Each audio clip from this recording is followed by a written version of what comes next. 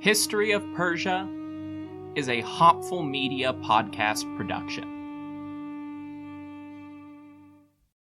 This holiday season, give yourself the gift of quick, easy, flavorful, and nutritious meals. Factor is America's #1 ready-to-eat meal delivery service, and they can help you eat well for breakfast, lunch, and dinner. Factor meals are chef-prepared, dietitian-approved, and delivered to your door, ready to eat. So you can save time and stay healthy while staying on top of all your holiday responsibilities.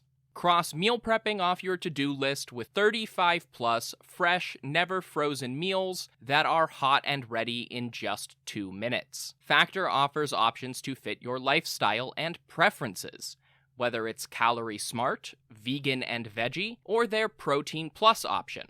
This December, get Factor and enjoy eating well without the hassle. Just choose your meals and enjoy.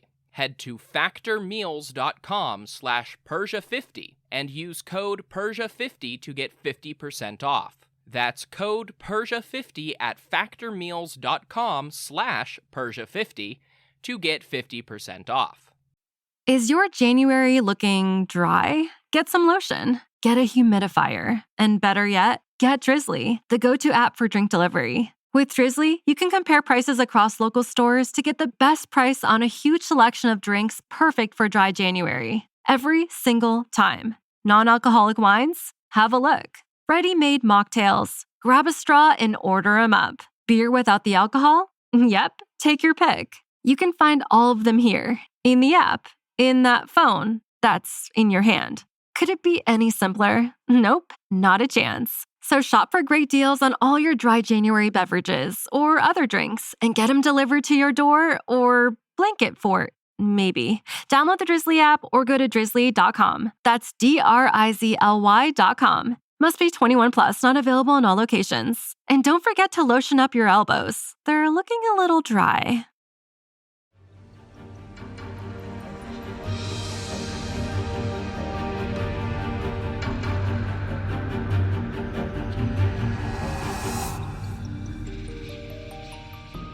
Hello everyone, welcome to the History of Persia. I'm Trevor Cully, and this is episode 87, The Third Invasion. Last time, we covered the Spartan invasion of Anatolia as it ramped up from raids and defending rebellious cities to open campaigning and conquering Greek loyalists. First, this was led by the Spartan general Derkylidas, and then their new king, Agesilaus II. At first, Tissaphernes had overall command of the Western theater, but the Spartans played him like a fiddle, tricking the satrap into sending his army into the wrong direction repeatedly and taking free rein to campaign elsewhere. Ultimately, Artaxerxes II had enough. He sent a noble named Tithrostes to replace and execute the satrap of Lydia in 394. At the same time, the Persians recruited their former enemy, the Athenian admiral Conon, to command the Persian navy in the Aegean, successfully disrupting trade with Sparta's new ally, Pharaoh Neferud of Egypt, and seizing the island of Rhodes before embarking on a new and disruptive project. War broke out in Greece as Thebes provoked Sparta into a wider conflict, then began calling on other Greek powers for aid. With satrap Pharnabazus of Hellespontine Phrygia as his co-commander at sea, Conon's agents took 10,000 darics from the great king into the west to entice other cities unhappy with Spartan hegemony and offer Persian support in a war against the Lacedaemonians. They were successful, turning cities from Thrace to the Peloponnese itself against Sparta. Most disastrous of all for the Spartans, their longtime defenders in Corinth sided with the growing Greek alliance and became the new seat of the Allied War Council. As the so-called Corinthian War escalated in Greece, Conon and Pharnabazus defeated the Spartan fleet at sea and began retaking rebel cities up and down the Ionian coast. Agesilaus was forced to take his army and abandon the war in Asia altogether to defend the homeland when his co-king fled into exile, leaving Sparta with a 14-year-old boy as their only king in town. Crossing the Hellespont in their last remaining ports, the Spartan army sailed from Abydos to Sestos and raced through Thrace to outrun the oncoming winter of 394-393, just barely reaching Greece in time to relieve his embattled countrymen and their few remaining allies. Ironically, this took him on almost the exact route traversed by Xerxes' invasion force 86 years earlier. When he reached Thessaly with little trouble, but then found himself in an entirely hostile region, but one that was sparsely populated, Agesilaus led the Spartan army on a fighting campaign moving south toward Boeotia, where they finally encountered a full force from Thebes and their Thessalian allies. Agesilaus was victorious in the Battle of Coronea, despite his veteran forces being outnumbered. But it was one of the bloodiest battles in classical Greek history all the same. But this is not casting through ancient Greece, so let's get back to Persia for a minute. Artaxerxes further authorized 500 talents, the value of about 150 tons of silver, to fund the war effort in Greece in late 394. Conon went to Corinth to deliver the first installment, and then returned to his duties as admiral of the Persian fleet, joining Pharnabazus to defeat Sparta and enforce their claim to rule Ionia. Thinking that must have put the kibosh on any further Spartan plans for the east, Conon advised Pharnabazus as they toured the newly captured Greek cities.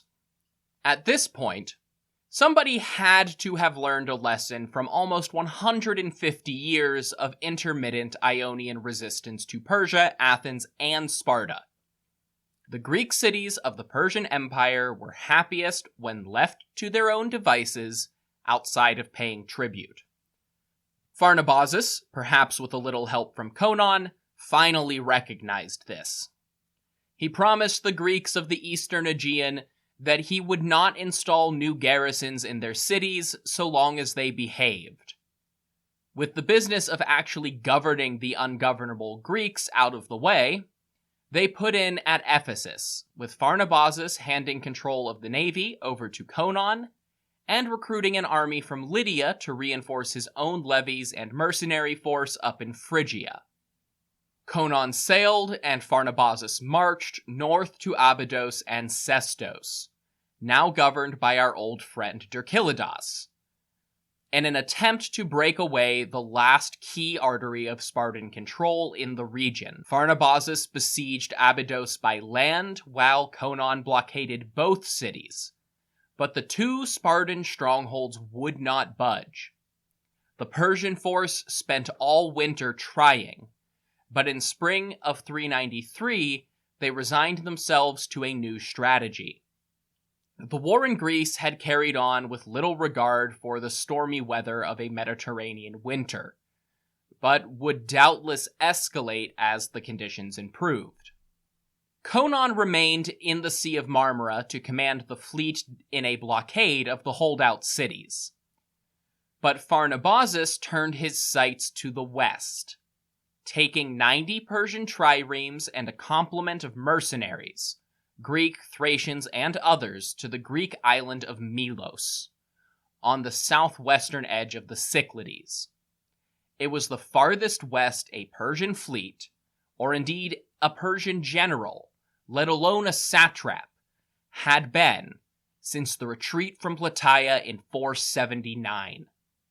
I do have to wonder if Pharnabazus thought about his great-grandfather, Artabazus, who led the last Persian survivors away from Greece all those years ago. But Melos was just a base of operations. Pharnabazus took his ships even further, going where no Persian army had gone before, the very shores of the Peloponnese itself.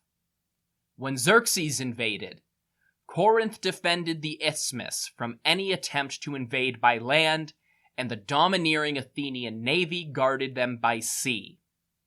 Neither was true in 393. Once the command center was established, Pharnabazus called for Conon to give up the siege and join him. At the time, Agesilaus was campaigning in Argive territory, and Pharnabazus may have been hoping to relieve them. Ultimately, Xenophon attributes the Spartan king's retreat to a series of bad omens, but it is hard to imagine that Pharnabazus wasn't a factor.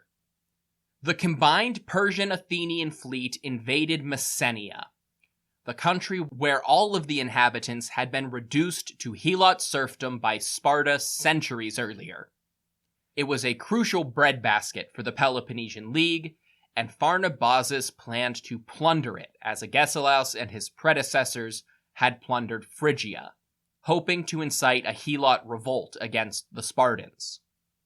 However, it was not a land of harbors, and when Agesilaus pulled out of Argos, Pharnabazus ordered his troops to withdraw. There just wasn't anywhere where they could properly land to stage a real invasion. Rather than returning to Melos early, Pharnabazus had a better idea.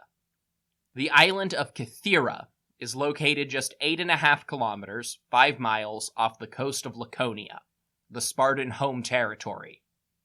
Pharnabazus moved to seize the island as another base to threaten Spartan trade and naval strategy. Afraid of being cut off from the outside world in a siege, the island surrendered without a fight, and Pharnabazus picked an Athenian officer from his fleet to act as governor. Athenian or no, this was an officer of the Persian fleet installed as a local governor by a Persian satrap. It was entirely normal for the Persians to pick someone from the local culture to rule on a local level. For all intents and purposes, he had just claimed Kythera as Persian territory, the furthest western claim in the empire's history. Just like that, the oft-forgotten Third Persian invasion of Greece proved to be the most successful. This governor would hold Kythera for the remainder of the war. But Pharnabazus was a satrap. He had a province to govern and had to return. Conon offered to take charge of the fleet and keep it in the field while Pharnabazus was away. He planned to cover the maintenance and salaries with the tribute from all of the recently recaptured islands, places that were not factored into the satrap's existing tax burdens. He also asked Pharnabazus to release more funds from Artaxerxes to speed up the reconstruction of the Athenian walls, both around the city and connecting it to its port at Piraeus. His argument was sound. Not only would this infuriate the Spartans and protect one of Persia's strange new allies in Greece, but it would reopen the only harbor capable of supporting a fleet of this size. Pharnabazus was of the same mind, and while the satrap went to Corinth to meet with the allied war council before going home, Conon went to Athens to get to work on those walls. In Anatolia, Tithrostes had no sooner settled into the satrap's palace in Sardis than he was already replaced. It's possible that he was never meant to be a permanent fixture in Anatolia, merely an interim governor who had been available when Artaxerxes tired of Tissaphernes.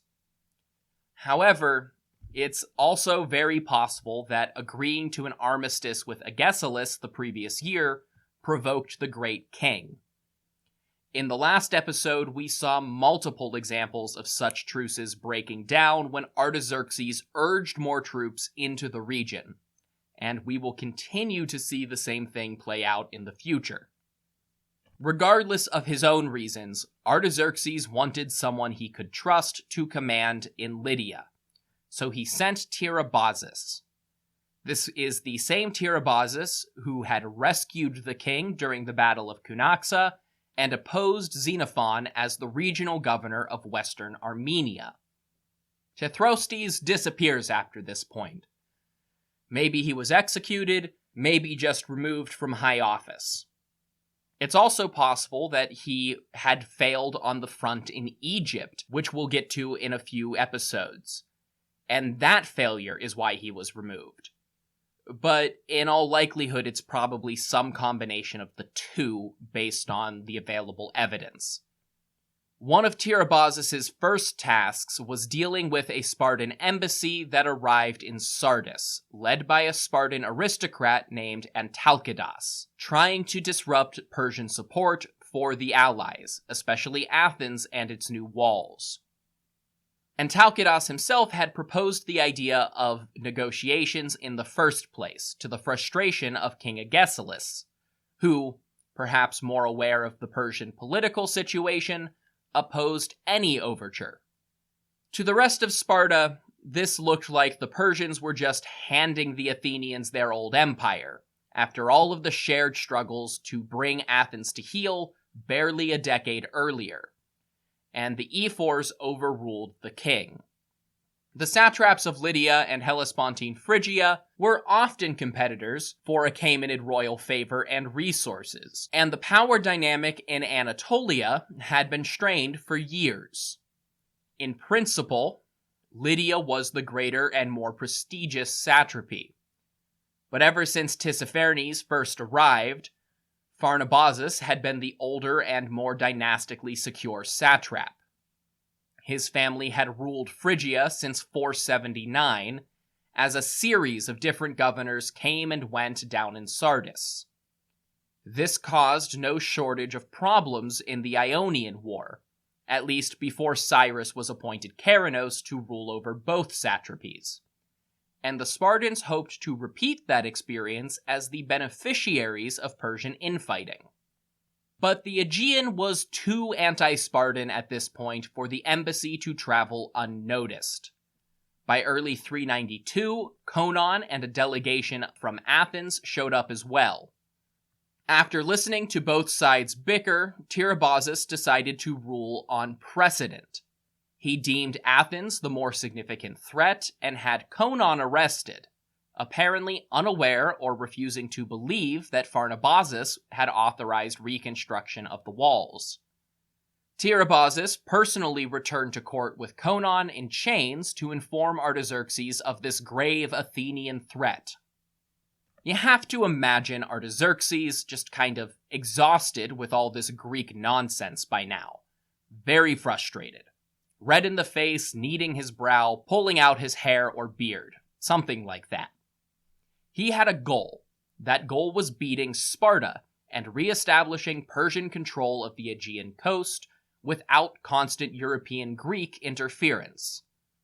Conon was an officer in command of a fleet composed of ships and sailors almost entirely from Phoenicia and Cyprus. One of his officers was literally the king of Sidon.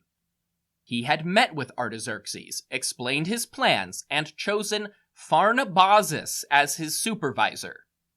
Under Achaemenid royal ideology, stretching back to Cyrus the Great, the King of Kings was king of the world. His writ, bestowed on him by the great god Ahura Mazda, knew no material boundaries. There were those that refused to acknowledge his power, but Greece was not one of those lands.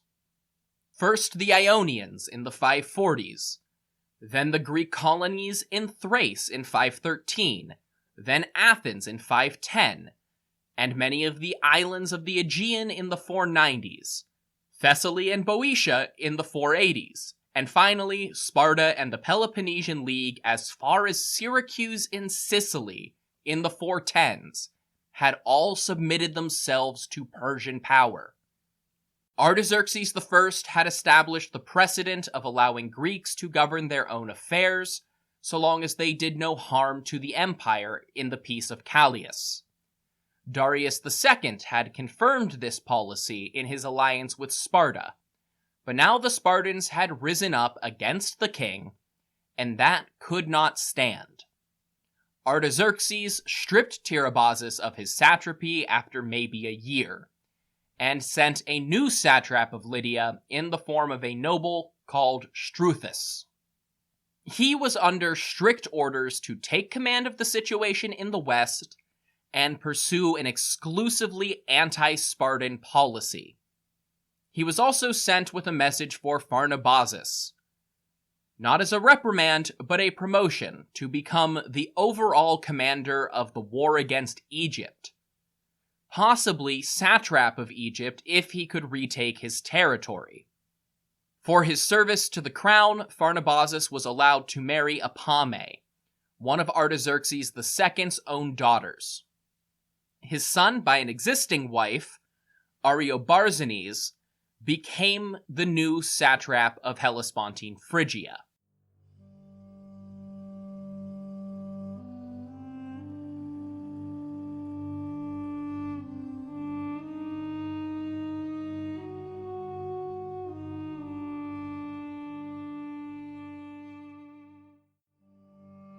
Happy New Year, everyone!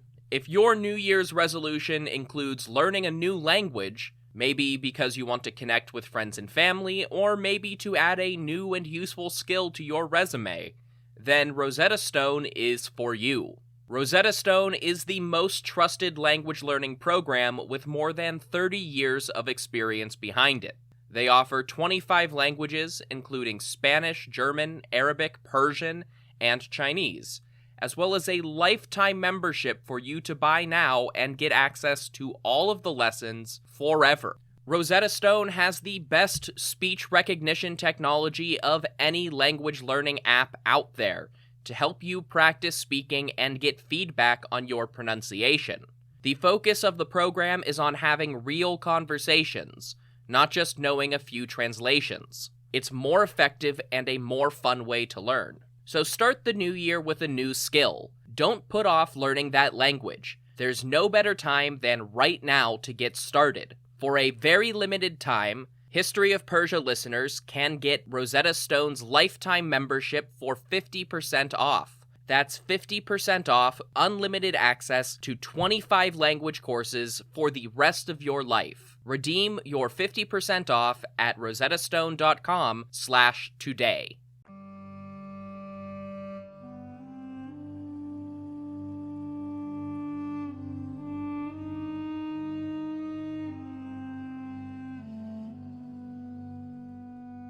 Back in Greece, internal divisions in Corinth allowed Sparta to secure its position while Conon was away. Corinth had been ruled by an oligarchy for a long time.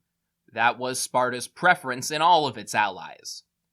But with Sparta no longer part of the political equation, a lot of disenfranchised people started thinking that an Athenian-style democracy looked pretty nice.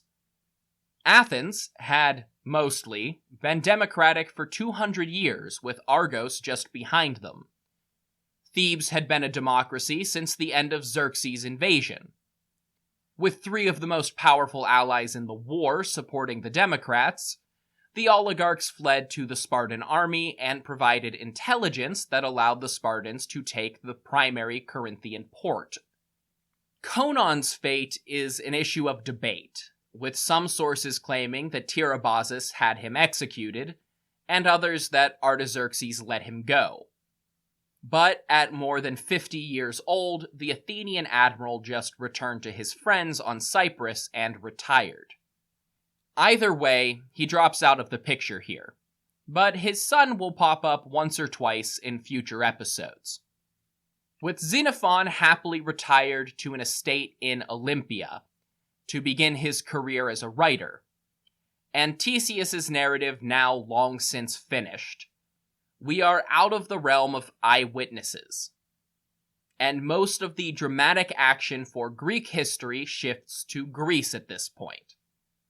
Xenophon's Hellenica and Diodorus's Universal History just put more focus there, with fewer details about what was happening on the Persian side of things.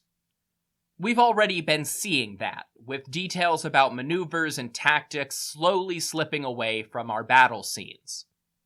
Never mind any other Greek sources, mostly speechwriters like Isocrates and Athenaeus, who only reference events in the East occasionally to support their broader arguments. That's not to say we are at a complete loss, just that it gets less detailed. As I said before, you'll have to wait for Casting Through Ancient Greece to catch up if you want the full story on the Greek side of things. For the rest of this episode, and most of the following episodes, I'll check in with Europe to keep the narrative going. But the Corinthian War is now a largely Greek affair, and quite frankly, other problems will start kicking up in Persian territory. But I'm getting ahead of myself. Satrap Struthus just got here, and here is an active war zone. When he arrived in Sardis, Struthus made it clear that he was there to fight Sparta. Desperate to distract the Persians from supporting their enemies in Greece, the Spartans resolved to try and retake some of Ionia. To do this, they wanted someone with experience. Agesilaus was needed in Greece, and Dircilides was responsible for holding off Persian attempts to retake control of the Hellespont completely. So they sent Thibron back, the guy from episode 85 who had very little success. Guess how that went? How exactly Thibron kept getting these appointments isn't clear. It may have been nepotism through some relative in the ephors or the royal families, or maybe he had some undocumented battlefield prowess in pitched battles against his enemies in Greece. Either way, he was a terrible raider. His initial venture into Ionia had 7,000 men, 13,000 after joining Xenophon and the mercenaries. This time he had 8,000, and neither venture was all that useful. He preferred to wait in camp, entertaining himself with athletic contests, while sending scattered raiding parties out into the Lydian plains. They weren't given any real direction beyond go attack some towns or whatever. Struthus arrived, and the new satrap led a large cavalry force out from Sardis, ambushing these raiding parties one after another. Eventually, this forced Thibron to gather all of his remaining forces to try and fend off the assault. But he did not provide clear orders or strategy to his officers, and Struthus, presumably a veteran of some undocumented conflicts in the Eastern Empire, smashed right through the Greek lines, killing many of his enemies, including Thibron himself. Sparta sent a new general, named Defridas, along with some reinforcements to make up for the losses in Lydia. Defridas did a much better job. Simply a more thoughtful commander, he directed raids at specific targets, like the family of Struthus on their way from Parsa to Sardis. He captured the satrap's son-in-law and wife, only releasing them in exchange for a ransom, which Struthus paid and the Spartans used to hire mercenaries. Elsewhere, the political quagmire of the Aegean Sea got ever more complicated. At sea, the Spartan fleet was once again besieging the island of Rhodes to retake that strategic position on both the trade route to Egypt and the Carian coast. They couldn't quite dislodge the Persian garrison, but in one attack they captured Theseus, who was still on the island with plans to go to Sparta as a diplomat for Artaxerxes. He was taken back to the enemy capital, but as a prisoner charged with treason against the Peloponnesian League.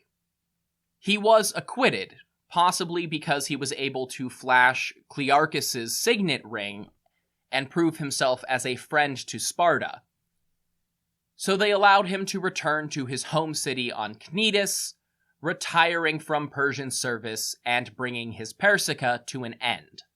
In Greece, the war waged on as both sides contested the countryside around Corinth. In Egypt, Pharaoh Neferud died of natural causes and was succeeded by Pharaoh Hakor, of some unclear relation to his predecessor after a brief power struggle. Hakor expanded on Egypt's policy of stoking conflict in the Persian Empire. He provided financial support to another minor revolt in Pisidia, He began stoking rebellions in the Levant, something we will talk about more next time. Most complex of all, he sent money and grain to Athens while also sending support to Sparta. To some degree, he was probably trying to prolong the Corinthian War and Persia's involvement in it.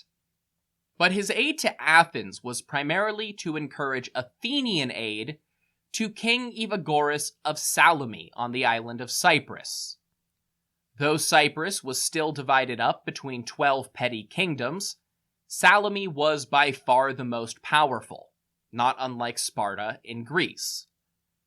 We haven't talked much about Cypriot politics since the island's participation in the original Ionian revolt, aside from a few brief appearances when Athens invaded during the reigns of Xerxes and Artaxerxes I. The petty kings of the island had generally remained loyal vassals throughout the 5th century BCE, with different hegemons rising and falling. So long as they paid tribute and provided ships for the Persian navy, the great kings and their satraps in Lydia and Assyria tended not to care. Evagoras himself was an example of that. While Persia was more concerned with the Ionian War against Athens, a series of power struggles took place in Salome. One king of Phoenician descent was replaced by another, who in turn was deposed by Evagoras, ethnically Greek. He recruited allies in Cilicia and took his city without much fuss. Given the general conflicts with Greece and the influence of the Phoenicians in Persian naval affairs, he was unsure of how the Persians would respond. So he sheltered Conon of Athens as an insurance policy, which ultimately wasn't needed in Conon's time on the island. But over the early years of the Corinthian War, Evagoras' relationship with Persia started breaking down. When the Persian fleet was assembled in 394, Evagoras met his obligations. But as the situation developed, things started to change. Egypt was investing heavily in enemies of the empire. Cypriot ships and sailors were basically given over to Athens in 393, allowing the Spartans to raid Salome's territory the next year. There were just too many grievances all at once. Evagoras was doing his thing, demanding that the other kings of Cyprus acknowledge him as their overlord, and 3 of them resisted. In the ensuing war, one of those kings was killed. The slain vassal upset the balance of power on the island too much. Evagoras was getting too powerful, and Artaxerxes ordered him to stand down in 392. He refused and began raiding Persian territory. This was a major disruption for the Persian fleet, still under Athenian command. Artaxerxes ordered the shipyards of Phoenicia and Cilicia to build more triremes, but they could only come out so fast and still needed crews. Evagoras needed ships of his own as well, and recalled large portions of the fleet which was with Athens. The remaining Phoenician and pro-Persian sailors left some of their ships behind for Athens to provide crews, but it largely transitioned to an Athenian fleet gifted to them by the Persians, much like the Spartan fleet, ironically. That brings us to an interesting new player. With Ariobarzanes still too inexperienced to take command, and Struthus dealing with the Spartans in Anatolia, the normal candidates for dealing with the Cypriot problem weren't available. But somebody had to cross over and lead an invasion against Evagoras. So meet Hecatomnus, the governor of Caria. After Tissaphernes got his satrapy, Hecatomnus took his place. He was the king, or governor, or satrap of Caria, depending on what book you happen to read. Several authors, especially older ones, associate the rise of Hecatomnus with a reorganization of the Anatolian satrapies after Cyrus the Younger's revolt, claiming that Caria and Cilicia were elevated to full satrapy status. The primary sources don't really bear this out. If Caria was a satrapy, why is Hecatomnus entirely absent from the Spartan invasions of his own territory?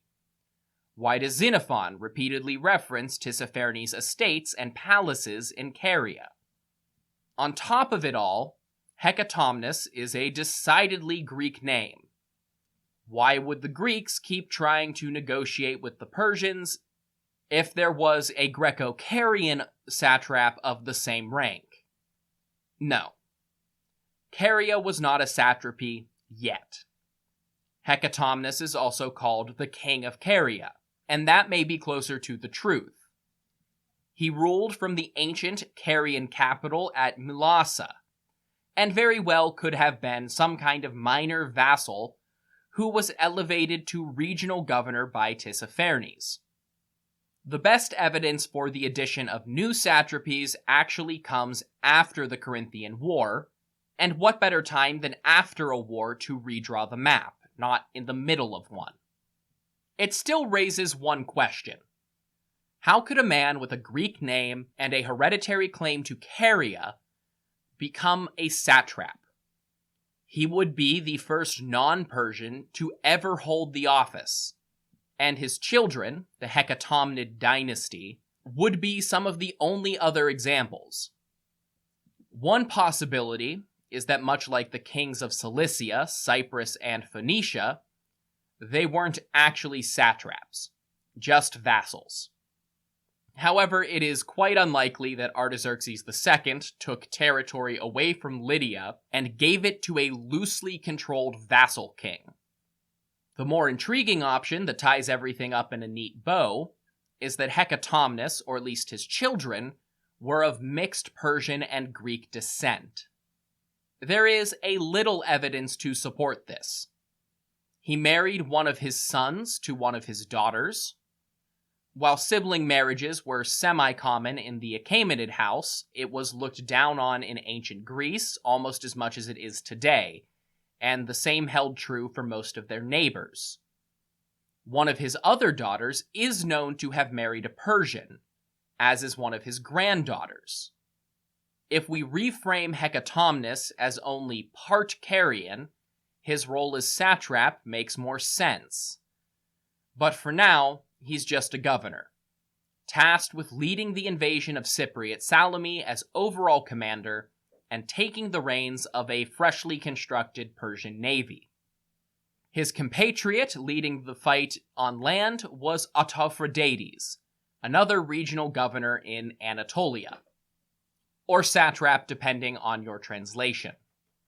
Eventually, he will be satrap of Lydia, but we know Struthes has that role at the moment. It doesn't stop sources, both contemporary and modern, from making the claim, though. Autophrodates minted coinage in several Ionian cities, for sure, but that does not confirm too much. He was also associated with Lycia, which may have been where he was stationed at this moment, a subordinate or a semi-autonomous overseer for the local Lycian dynasts. He and Hecatomnus spent 392 making preparations, and then landed on the island to face Evagoras. So the Cypriot king put out a general call for allies in 391. Unsurprisingly, Egypt answered the call.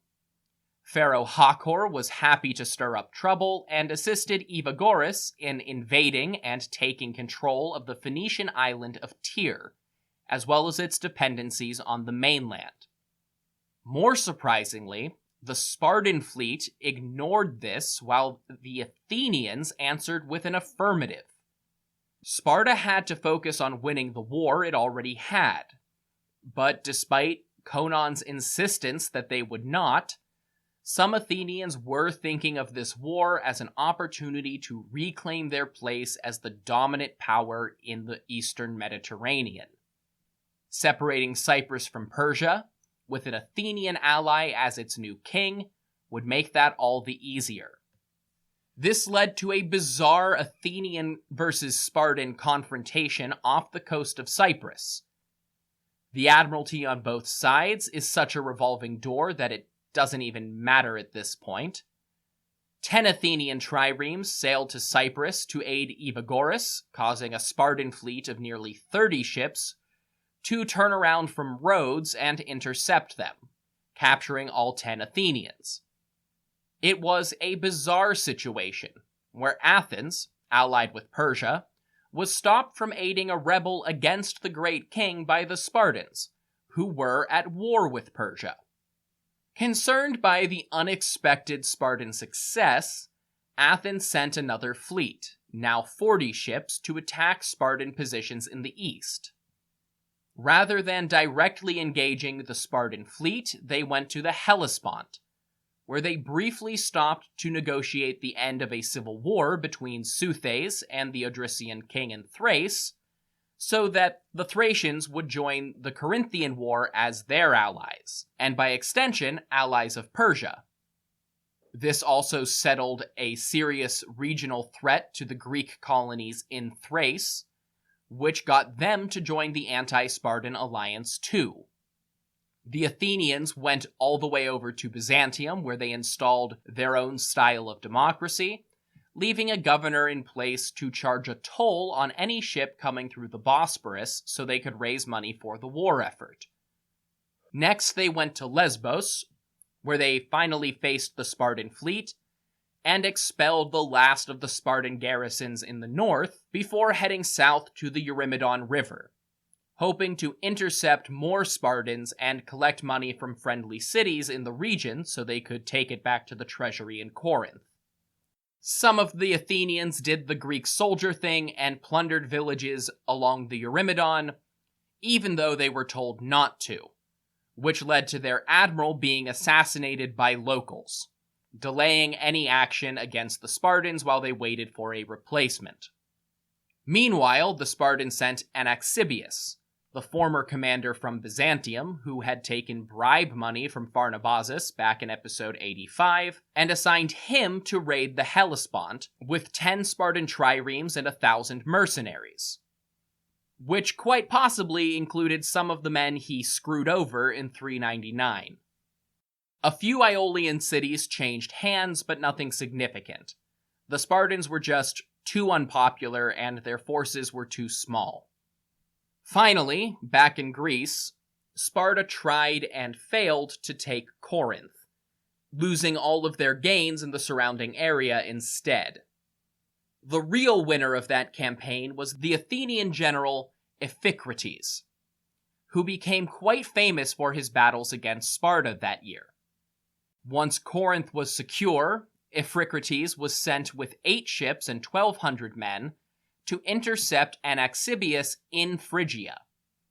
At first, he just raided and captured Spartan claims in the Thracian Chersonese, but then he crossed over near Abydos, disembarking his army and sending his ships toward Byzantium to trick Anaxibius into thinking he was still on the move.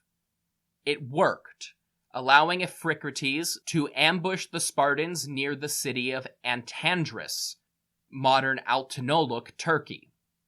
Anaxibius himself was killed, and the Spartan force disbanded or fled. It was the last land battle of any note in Persian territory for the remainder of the war. The sea was a different matter, but I'll leave that until next time. Until then, if you want more information about this podcast, go to historyofpersiapodcast.com. That's where you'll find things like my bio, the bibliography, podcast merchandise, and the Achaemenid family tree. You'll also find the support page where you can help out this project financially. That includes one-time donations, affiliate links, and most importantly, Patreon. Also found at patreon.com/historyofpersia. Patreon offers a monthly subscription where you get access to things like bonus episodes, merchandise, discounts, ad-free listening, and reading recommendations. Subscription tiers range from just $1 to $20 and do a lot to keep the lights on. You don't have to spend money to support me, though. You can also do that by leaving a review on your podcast platform of choice, and most importantly of all, telling other people to listen. Independent podcasts live or die by word of mouth, so tell your friends, tell your family, and share on social media. You can find me at History of Persia on Twitter, or History of Persia Podcast on Facebook and Instagram. Until the next time, thank you all so much for listening to History of Persia.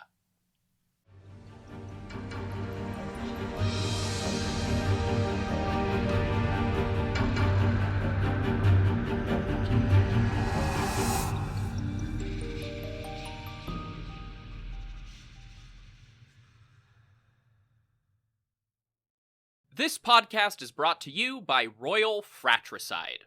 Attention, princes and kings! Does your empire have 1 million or more subjects?